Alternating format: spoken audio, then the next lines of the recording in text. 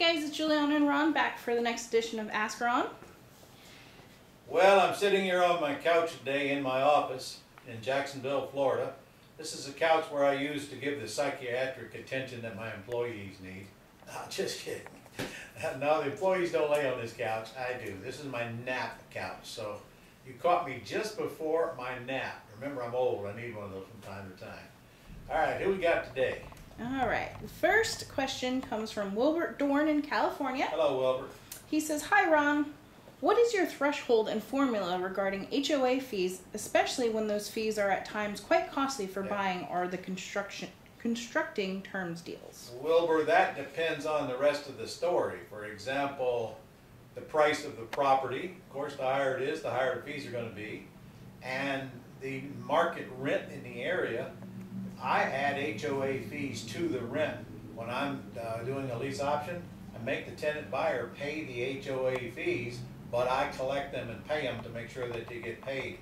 And if they are just going to destroy the opportunity to get enough per month to pay them, it very well may kill my deal. I literally have walked away, not from a lot, but a handful of deals because of the HOA fees. Also want to make sure that you have the right to put a tenant in the property, because that may kill your deal as well.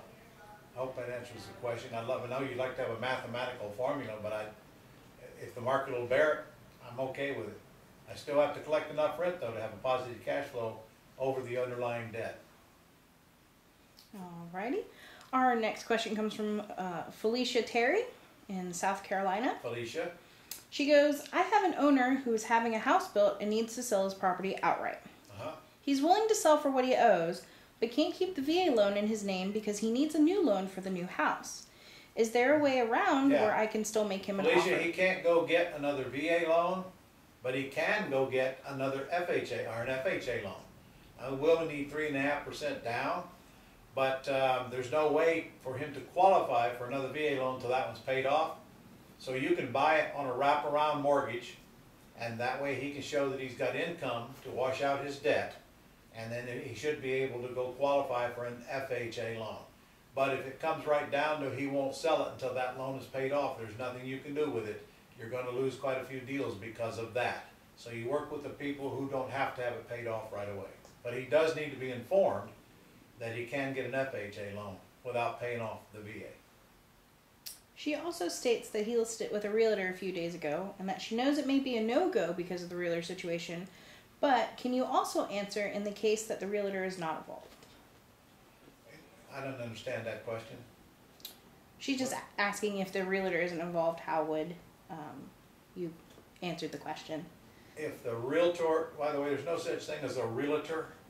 You mean if the realtor isn't involved? Involved in what? I didn't pick up where the realtor was involved, to tell you the truth. If you're selling the house, then the realtor's not involved. If your buyer's got a realtor involved, they should be informed of the same. If they're not already, I don't really understand the rest of that question other than that. Okay. And then our next question comes from Mark Smith. Mark? He's in Indiana. He's in India? Indiana. Indiana, okay. He says, "My personal residence is free and clear and of course now a liability." He says, "I'm a Quick Start alumni. I understand putting it in a land trust is just the first step. Yes. What next step or two can be simply done to insulate it from the general attack and investment entity attack? My attorney will do the documents and is familiar with RE Investments." Okay. I like to have the land trust owned by an LLC that has more than one owner. A solely owned LLC is not going to give you any protection, just as being a beneficial interest in the land trust will not by itself. So your answer is a solely owned LLC. And if you're married and if Indiana is a tenants by the entirety state, that's how you want to own your LLC, at least your share of it is tenants by the entirety. Only if you're married and only if you're a TBE state. But even if you're not, just have more than one owner in your LLC so it's not solely owned. I mean, even if you give a kid a 0.5% or whatever, at least it's not solely owned. So if it is solely owned, then they can come back and take the assets of the LLC because there's only one owner, and that's the owner they have a judgment against. All right, and our final question comes from Roger dereu. He's in Texas. Roger.